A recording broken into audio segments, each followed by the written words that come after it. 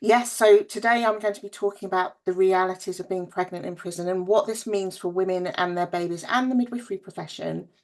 So this presentation is going to focus also on the findings of the Lost Mothers Project, which is a 3-year ESRC funded study carried out with the charity Birth Companions and a team of women with lived experience. And what we did is we explored the impact of enforced separation from newborns in prison.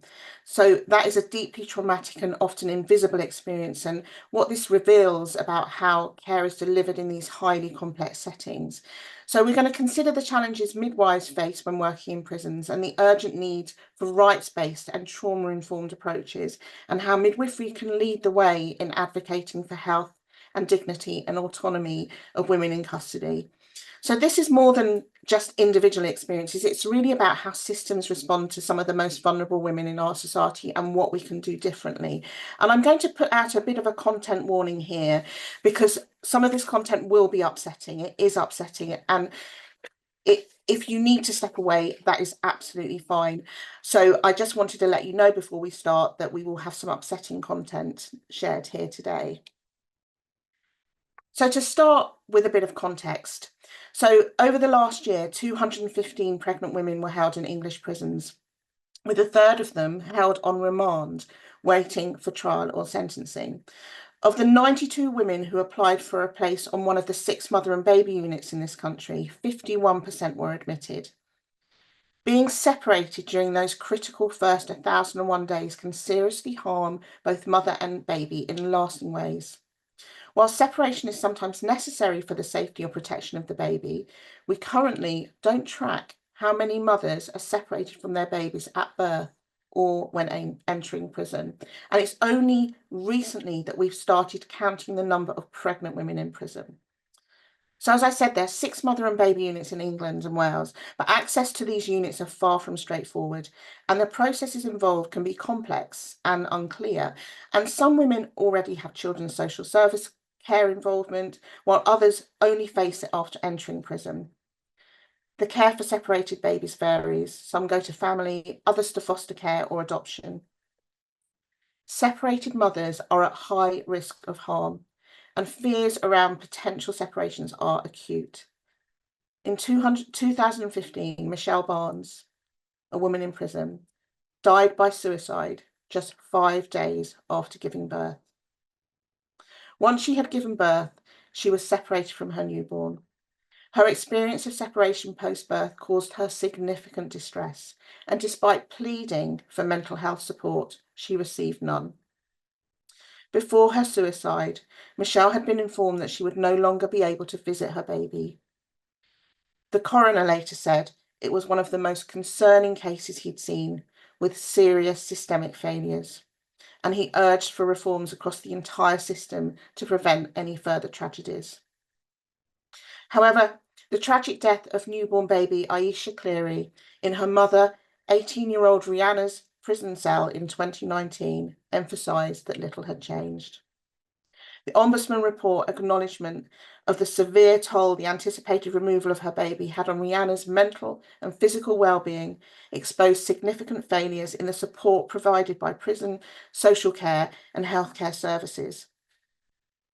So the Lost Mothers Project is a collaboration between the University of Hertfordshire, the charity Birth Companions, as I mentioned earlier, and women with personal experience of pregnancy, motherhood and separation in prison. Our goal was to understand the experiences of mothers separated from their babies, hear from the staff who support them, identify gaps in care and highlight the need for change. Gathering these first-hand accounts is critically important because without this kind of research evidence, the challenges faced by mothers and babies remain invisible.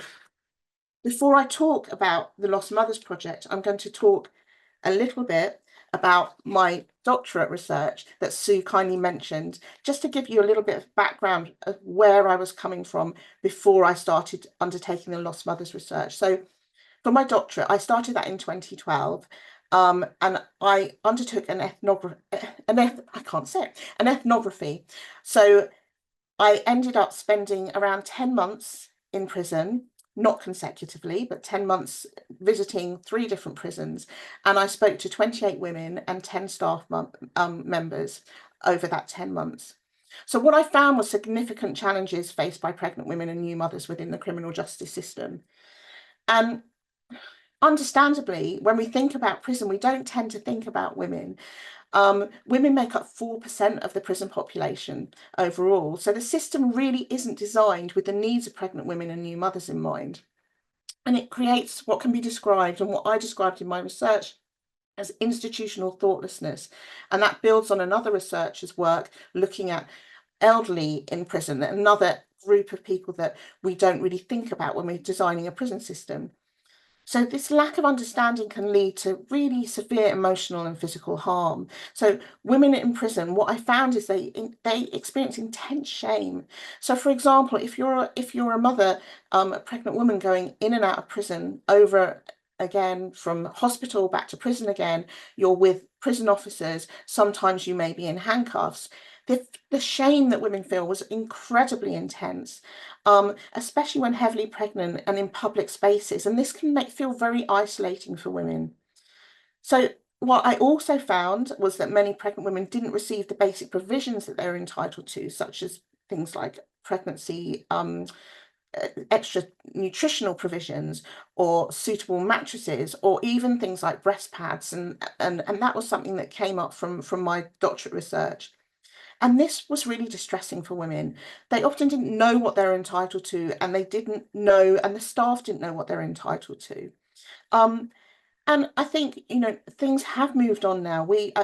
Sue again mentioned that we have the Prison Midwives Action Group, which is a support group with the amazing specialist midwives who work in prisons across the country.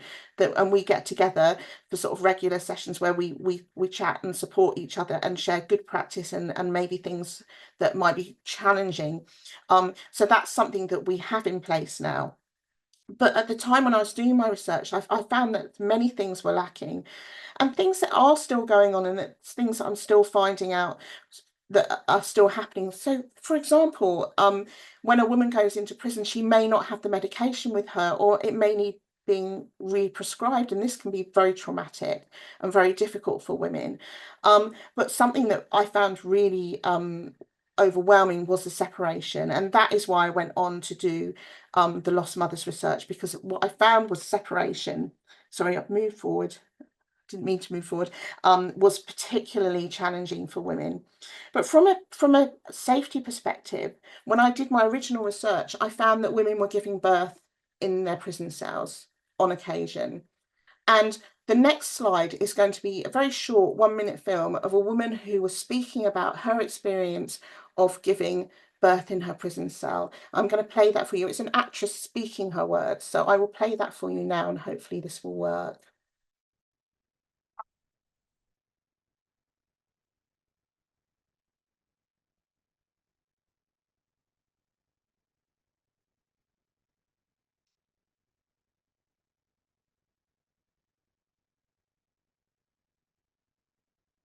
It's just Braxton Hickson, I'm in for a really, really long night. And I said to them, no, I'm in labour. And they were like, no, it's fine, you're fine. When they came back, absolute panic. Oh my God.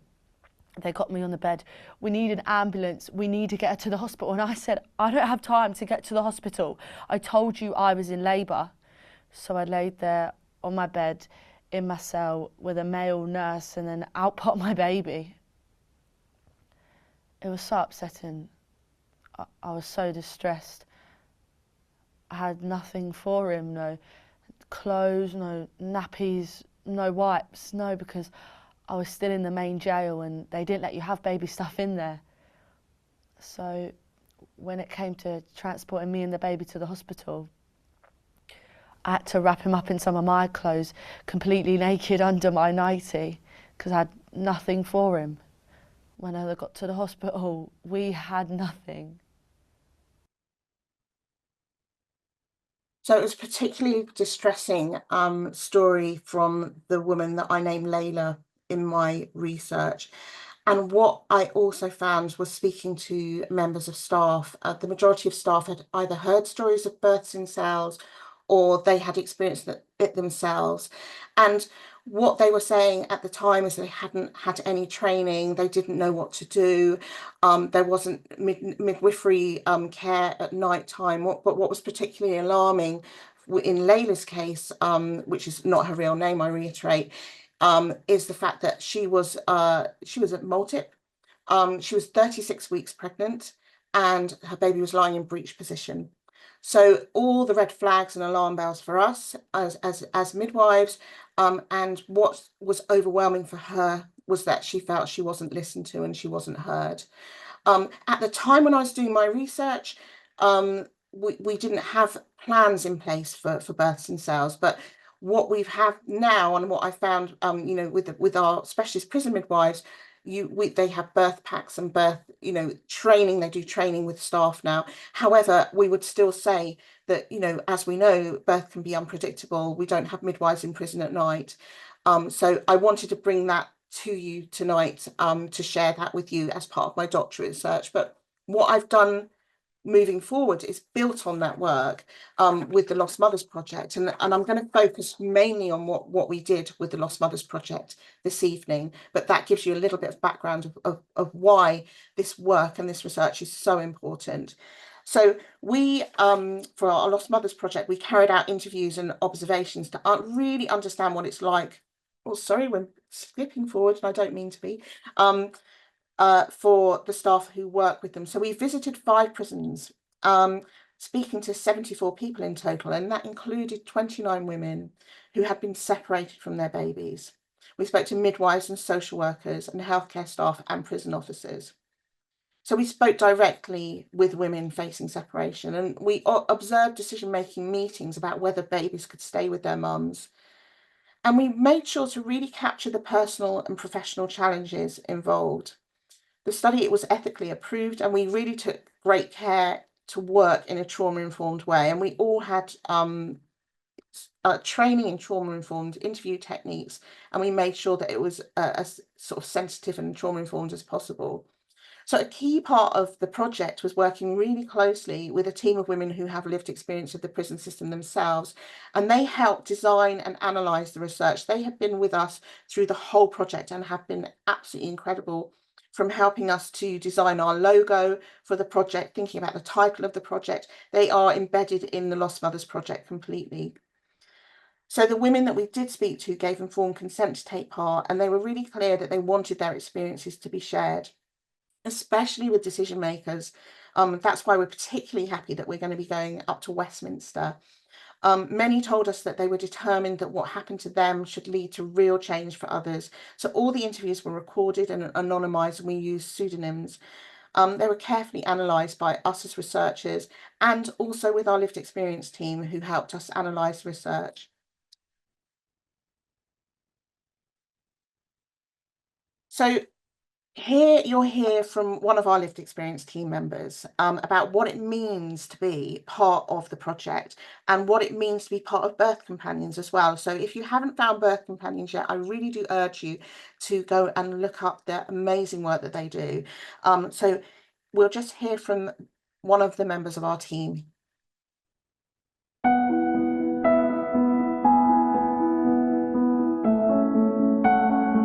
I just wanted to say a few words on what Birth Companions means to myself and what I feel it sort of, just helped me with it. So for myself, I've often sort of thought about Birth Companions as like my form of therapy. In hindsight, that might sound quite weird. However, just to give you some context, for me, raising or looking after my daughter whilst in prison on an MBE unit, I think when everything was happening, I just was focusing on just getting through the time. And in reality, I didn't really focus on what it was doing to me, how it was making me feel. I literally just focused on my daughter and just trying to get through these difficult times. And so moving forward, coming out and having the opportunity to be a part of a lived experience team without knowing, it sort of allows you to actually go through the deep-rooted feelings that maybe you compressed at the time. So I think for me, 100%, Birth Companions has allowed me to express you know, the feelings I probably bottled up all those times. And of course, being able to go through this so-called therapy that I call it, and in the midst of all of that, still being able to sort of help others, it's extremely a refreshing feeling. I think it's done a lot to my mental health. Like, it's contributed in a positive way. And so, yeah, I just feel like they are an organization that work.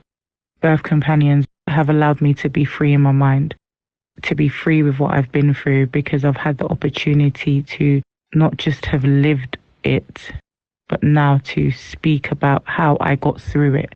Thank you so much for listening. Take care. Bye.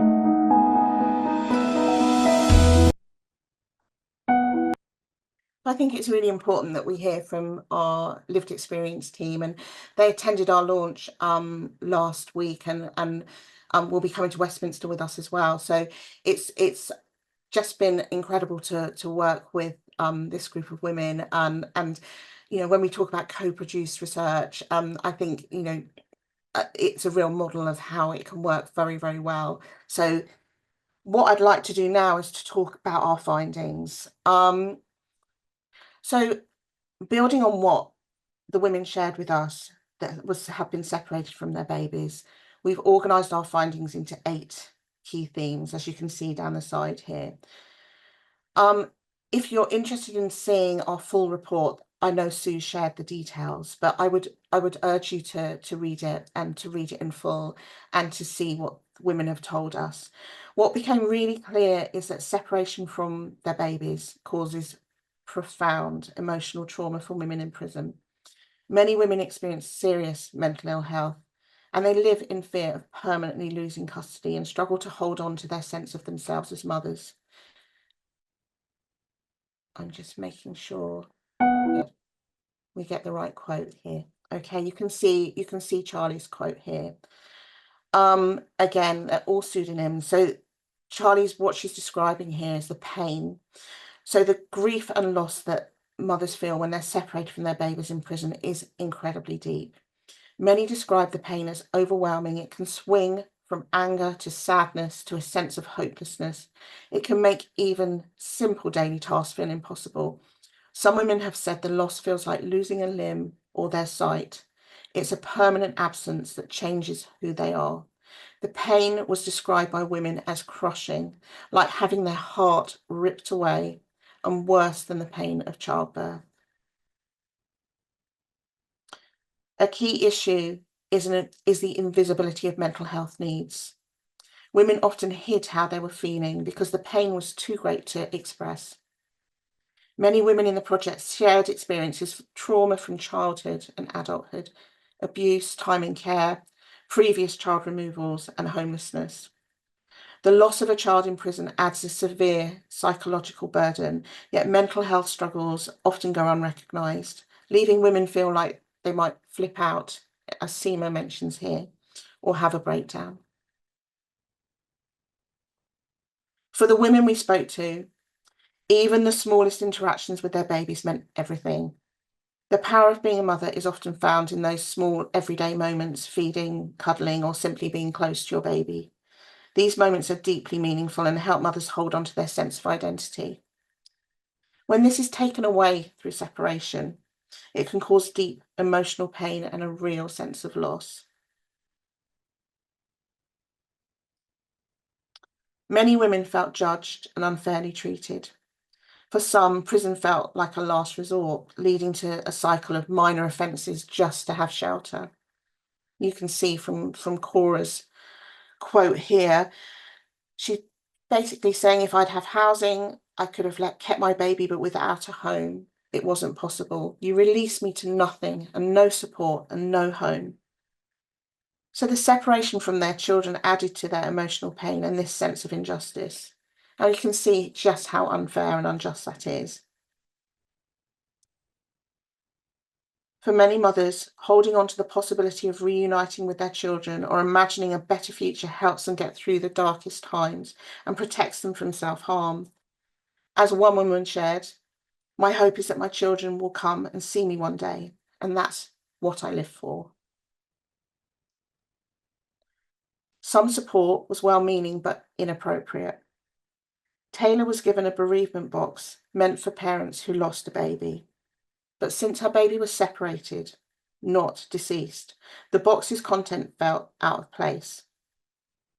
She told us, "It was nice they gave it to me, but it would have been better if it wasn't for a baby that had died." When a woman is seen as at risk of self-harm or suicide, a process called an ACT, which is ACCT, Assessment, Care in Custody and Teamwork, is put in place. This is now commonly used when mothers are separated from their babies. However, some women said that being on an ACT made them feel even more isolated and watched rather than supported. Women consistently called for care that is tailored rather than a one-size-fits-all approach. As one mother put it, "You can't be vulnerable in prison because then you're a target.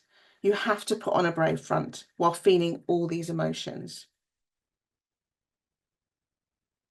Women spoke about wanting support that focused on connecting with other mothers who understood what they were going through.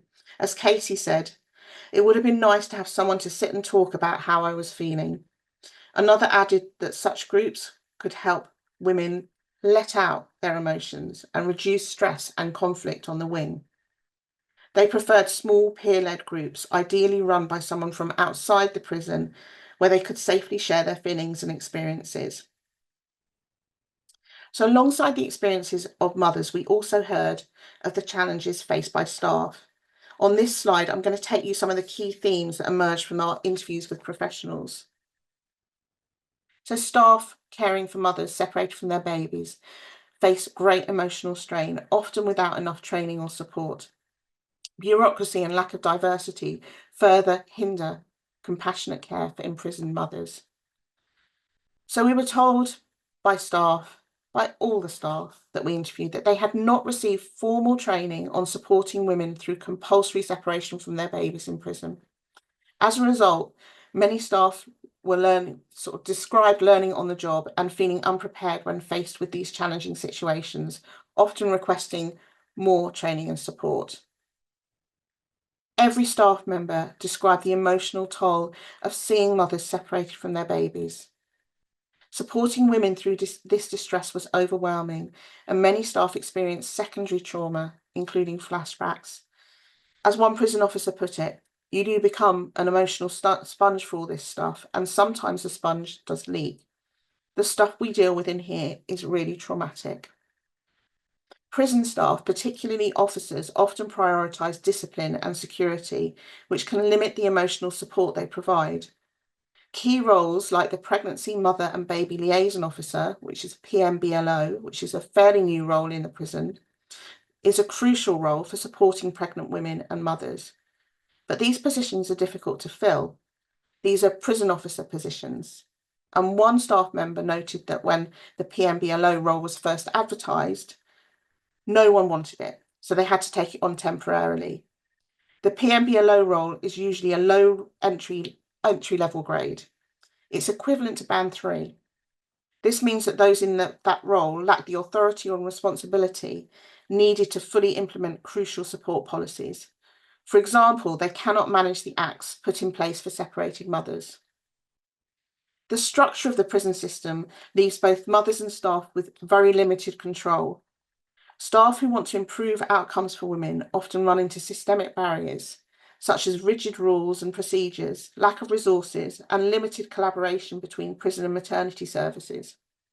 As one midwife said, "You feel some days like you're fighting a system that you'll never change." Even with the best intentions, the inflexibility of the system means staff are often unable to offer the tailored support women need during separation from their babies. Experiences of separation for some women in prison are shaped by racial bias and a lack of cultural sensitivity in decision-making. For example, one first-time mother described how her history as a victim of female genital mutilation, FGM, was used against her by social services, who argued that her daughter could also be at risk of FGM, despite the woman having had no choice in her own experience.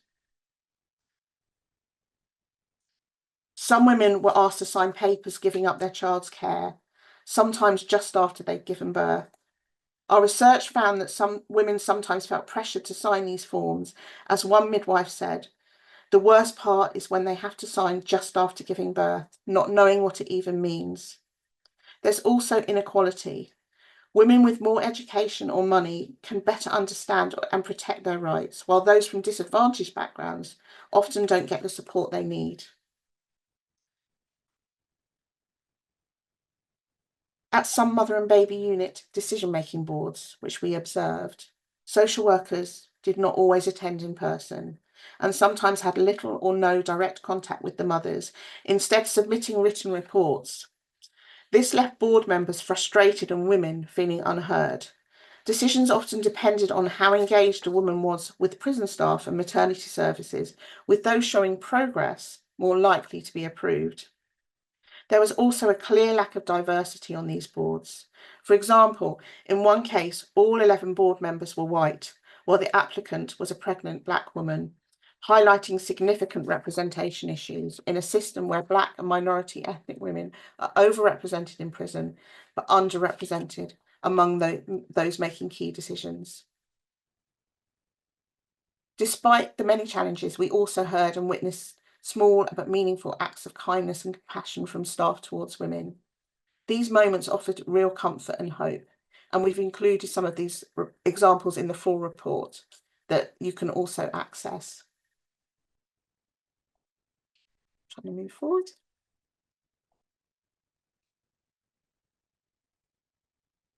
We've been engaging, and you may have seen media reports, and I know Sue mentioned media reports. So we've been engaging with media for many years now. One of the reasons we first started engaging with media was to really highlight the issues. And one of the first stories that came out in the media from my research was the situation with births in prison cells, and that came out in 2018. We gave evidence in the Joint Human Rights Committee but with birth companions about these issues, and we've been trying to campaign and change. It's been important to do this, to really highlight the issues, but also we've been involved in expert witness work and also campaigning with the campaign group Level Up to try and change the system and to find alternatives to incarceration for pregnant women. So another way that we've been trying to work is and to humanise the experiences of women is by engaging with art and theatre. And I think what you saw in some of the slides before, and you'll see in our report that we will share with you, is artwork done by an amazing artist called Becky Ward, and she's brought our research to life and the experiences of women with lived experience to life as well. Beautiful artwork, and has many comments about that and how it's had an impact on people. But we also have been working with an incredible theatre company called Clean Break, who have been going for about 40 years now, and they were set up by two women with lived experience of being in prison, and their members are women who may have experienced the criminal justice system or who are at risk of entering it. So we have been working together with Clean Break, and a play has been written by an incredible playwright called Gurpreet Kaur Bhatti, called Scenes from Lost Mothers. And if we can play the short video, it tells us a little bit about what we did and how we engaged with Clean Break. I think we need to play the video.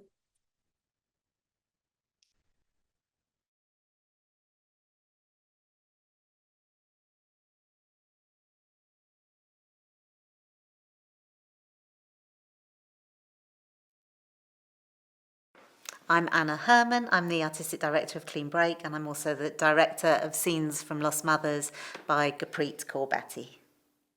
So Scenes from Lost Mothers is a short play that was commissioned by Clean Break and the University of Hertfordshire to kind of amplify the research of Dr Laura Abbott that Laura has been doing for over 12 years, researching into the experience of incarcerated women being separated from their children, from their young children and their babies, and from around pregnancy in prisons. Hi, I'm Neetu Singh and I'm the Assistant Director on Scenes from Lost Mothers. It's a play that follows the experiences of mothers in prisons, their experiences of separation, their experiences of motherhood, of giving birth, their experiences with each other, the kind of camaraderie of women in prison, the sisterhood that they experience, the experience of professionals, of social workers, of prison officers.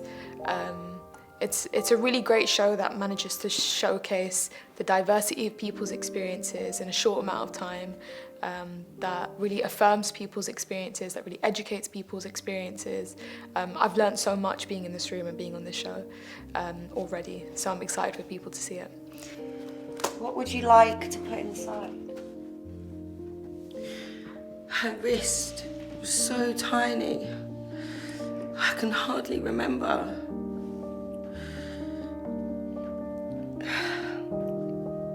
This was the first toy she touched.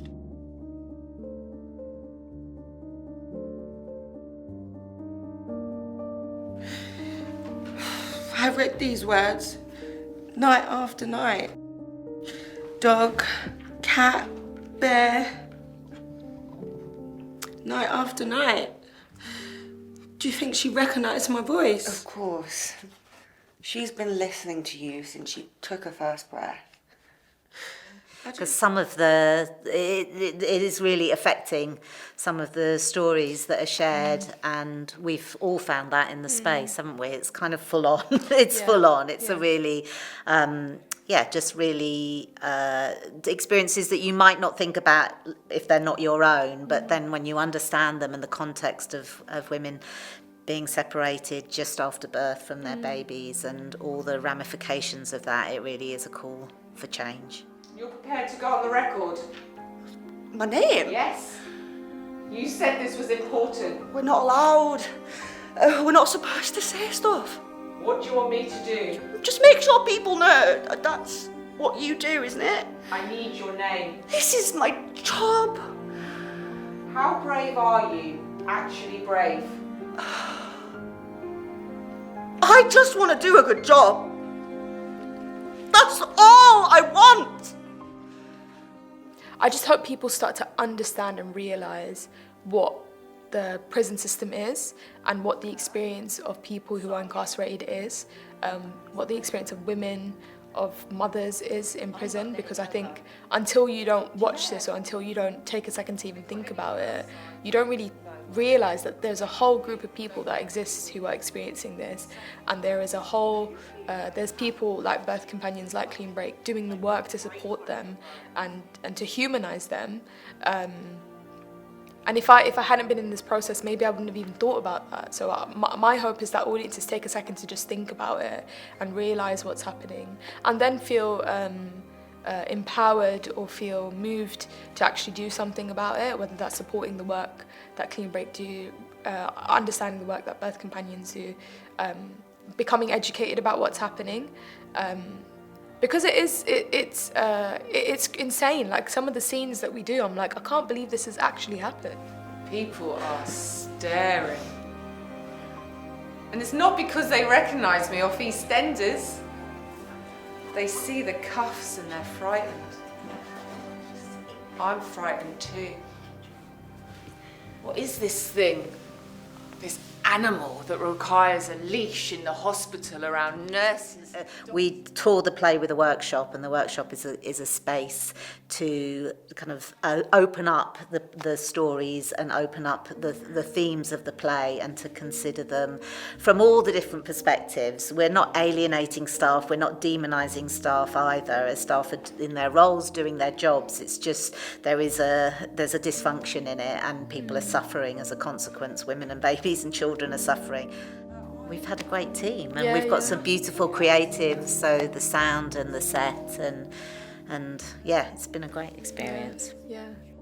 And For this, we've also opened it up to women with lived experience from our peer partner organisations, because we're really interested in just wanting to make sure that the cast was the right cast. We kind of broadened the net and opened it up. So we invited companies like Synergy and Outside Edge and Big House to share it with their members. And so a third member of our cast has come via that route as well. So, and together they're all kind of thinking about what their next steps are, and it's part of that journey.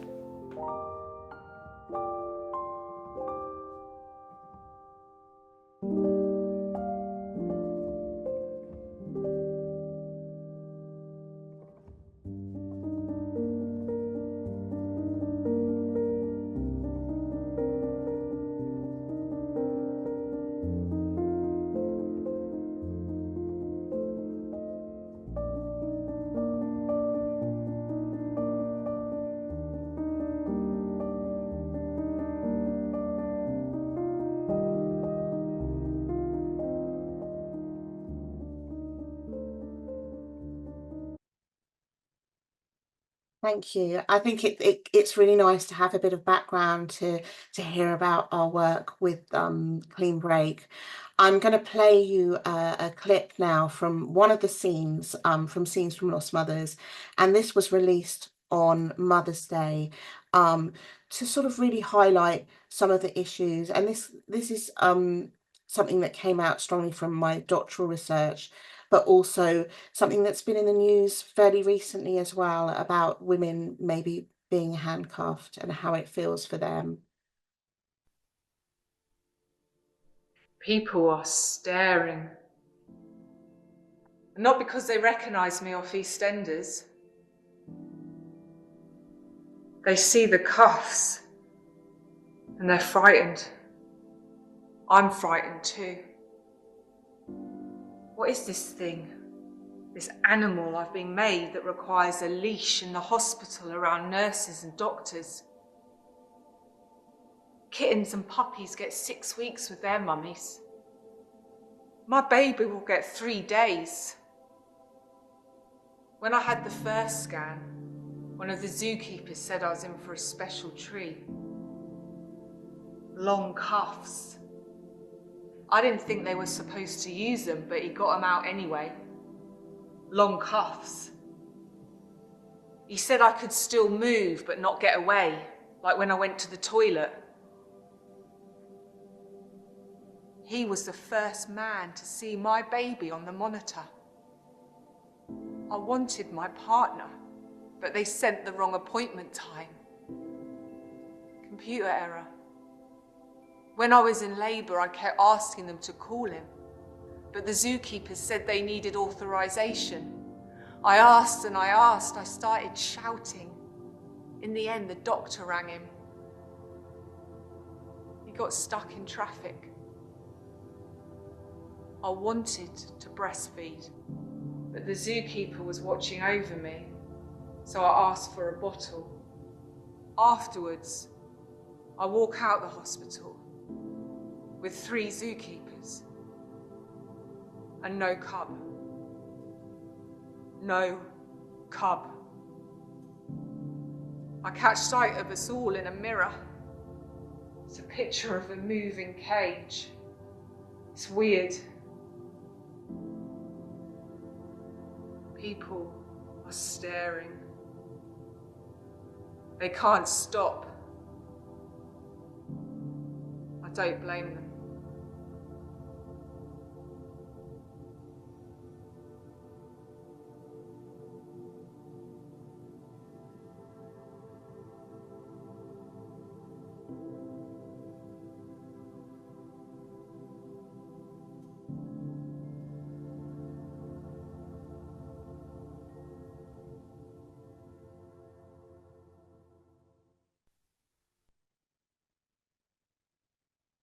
So what needs to happen? What needs to change?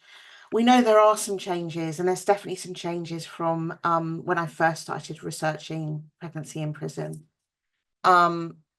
We know that we have specialist midwives in our prisons now, and they have protected time, the majority of them, but we need to make sure that we keep their protected time, no matter what happens in the future with pregnant women in prison. And I know the campaign is to have alternatives to custody, but we still need to ensure that we have these specialist midwives in our prisons, because the complex and difficult, challenging situations that we find ourselves in when caring for women that are coming into our justice system. But what we really want is an end to imprisonment, if we can, for all women during the first 1,001 days, in all but the most exceptional circumstances. And this may sound ambitious, but there are alternatives in place. And when we think about the fact that the majority of women in prison are there for either non-violent crimes, low-level crimes, or a third of them being on remand, this isn't overly ambitious. I think it can be done, and we are very hopeful that this can be done. There have been positive indications from the Secretary of State for Justice and the Prisons Minister, and a Women's Justice Board has been created. And some changes to sentencing guidelines have been implemented. We're having a lot of problems with this at the moment, but we are campaigning really strongly on this. It shows promise for reducing the overall numbers of pregnant women and mothers of babies entering prison. But also we need to look out for what's going to come out of the independent sentencing review. So this also has potential to support the work that we've been doing. You know, the changes are subject to political pressure and they're not certain. And that's the problem we can see with the recent row over sentencing guidelines. And there's a lot in the news at the moment. I'm sure there's nearly something nearly every day.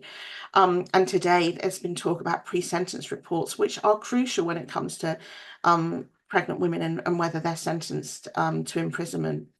And this has resulted in pausing measures that would have really ensured that sentences really fully consider the risks that custodial sentences pose for mums and their babies. So we know that these reforms will take time, and many past commitments to improve the justice system for women have failed to translate into reality. But we are really hopeful. And we're not going to give up. We're working very hard together. There's a massive collective, and it's great that you've joined us as well. So you can come along. Those that want to join us, come on board and campaign with us, and for the work that we're doing. So the focus is not just about preventing the imprisonment of pregnant women and mothers of babies, but ensuring that we meet women and babies' needs, and they're embedded in every point of contact that a woman has with the criminal justice system. And where possible, we can prevent criminalisation in the first place.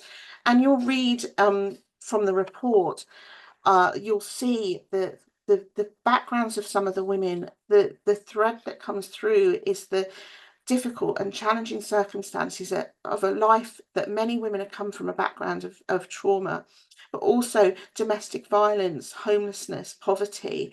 There's so many things that we need to work on to prevent that criminalisation in the first place. So I know that this is sort of a bit of a whistle-stop tour through the experiences of pregnant women and the Lost Mothers Project. But I would urge you to find out more and to read our report.